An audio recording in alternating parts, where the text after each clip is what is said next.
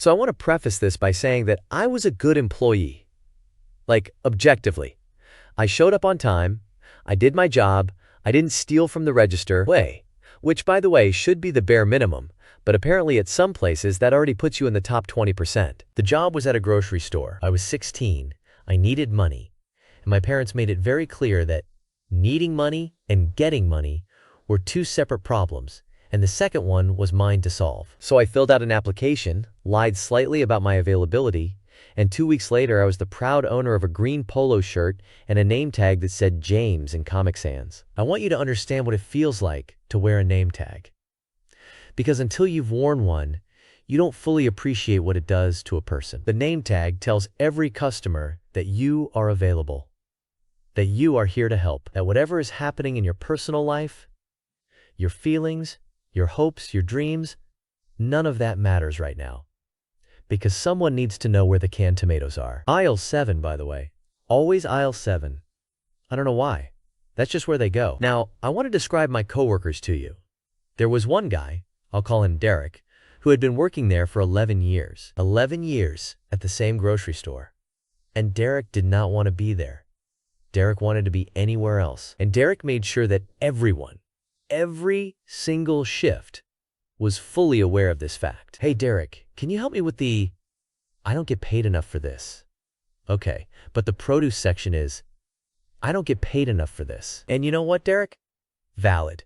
You were completely right, and I understand that now. There was also a woman I'll call Linda, who had worked the register for what appeared to be decades, and had developed the ability to scan items without ever making eye contact with a single human being. Just pure muscle memory. Beep, beep, beep. That'll be $14.50. Have a good one. Next, I respected Linda. Linda had achieved something. Linda had transcended the job. My actual position was to bag groceries and occasionally corral the shopping carts from the parking lot. And I want to talk about the shopping cart thing for a second because nobody tells you this going in, but herding shopping carts is genuinely one of the most humbling experiences a person can have. You're outside.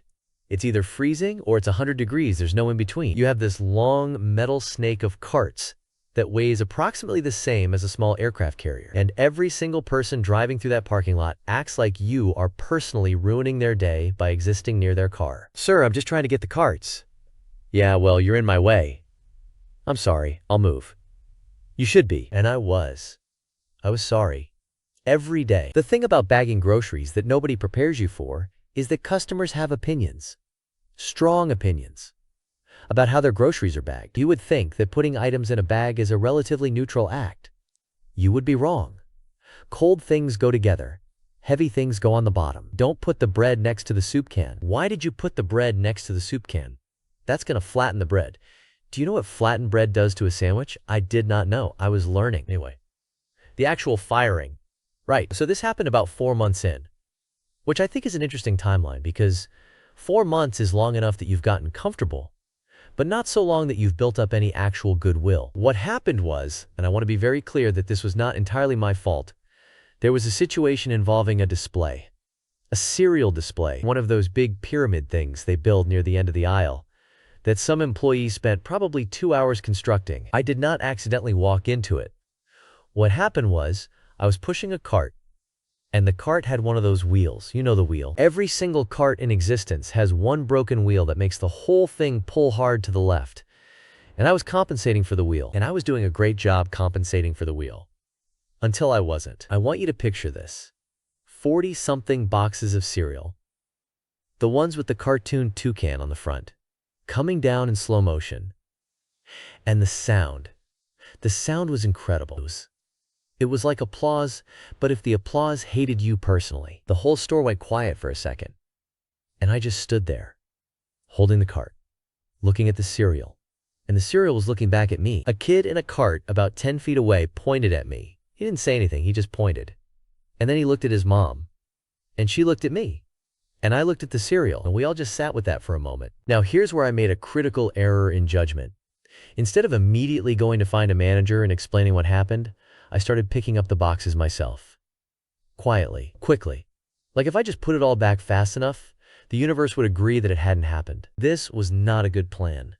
Partially because I didn't know how to rebuild the display. Partially because the manager had already seen it on the security camera. And partially because the way I was stacking the boxes back was, according to my manager, and I'm quoting here, deeply concerning. I don't know what that means. I still don't know what that means. I stacked them in a pile. It was a fine pile. She called me into the back office, which, by the way, in every job that has ever existed, being called into the back office is never good. Nobody has ever been called into the back office to be told that they're doing great and everyone loves them. The back office is exclusively where bad things happen. If someone tells you to come to the back office, just start emotionally preparing yourself on the walk over. Take a breath. Think about what you've done. Think about what you might have done. Think about things you did 2 months ago that seemed fine at the time. She sat me down, and she had this face. You know the face. It's the face people make when they're trying to be professional about something, but you can tell underneath, they're actually pretty annoyed. James, this isn't the first incident. What do you mean? And she listed 3 other things. 3 things I had completely forgotten about. One of which I genuinely did not know was a problem. Apparently, you're not supposed to eat the snacks in the break room unless you pay for them first. I thought that was just a break room. I thought that was what break rooms were for. Nobody told me otherwise. At no point during orientation did anyone say, by the way, the snacks are not free. They were just sitting there in a bowl, like a trap. The second thing was, apparently I had given a customer incorrect directions to aisle 7, which, first of all, I was trying to help. Second of all, aisle 7 is where I genuinely believed the canned tomatoes were. Third of all, they weren't there anymore because someone had moved them and didn't tell me. So really that one is on the store. She said they were going to have to let me go. And I nodded very seriously like I was processing important information. And then I said, okay. And then I said, can I keep the name tag? And she said no. And honestly, that hurt more than the firing. I had gotten attached to that name tag. It had my name on it. In Comic Sans. That's mine. I handed it back. I took off the green polo and put it on the counter. I walked through the store one last time, which felt very dramatic and probably wasn't. Derek was at the end of an aisle restocking something, and he looked at me and I looked at him, and he just nodded. Like he knew. Like he'd seen it before. Like he'd seen it many times before. I went home and told my parents I had decided to pursue other opportunities. My mom asked what that meant. I said it meant I got fired. She did the mom thing, where she asked a bunch of questions and then gave me advice that ended with, well, that's a lesson learned. And my dad said, and went back to watching television. And that was the emotional support I received. The thing about getting fired at 16 is that it doesn't actually matter. Like in the grand scheme of things, losing a grocery store job when you're a teenager is not a tragedy. You're not supporting anyone. You don't have rent. The worst consequence is that you have to tell your friends, which is embarrassing, but not in a way that follows you around. In 2 weeks, everyone will forget. In 2 months, you'll have a new job. In 2 years, you'll think it's funny. In 8 years, you'll make it into a YouTube video. I did eventually get another job. I learned some things. I learned to always ask about the break room snack policy up front, specifically and directly, before you eat anything.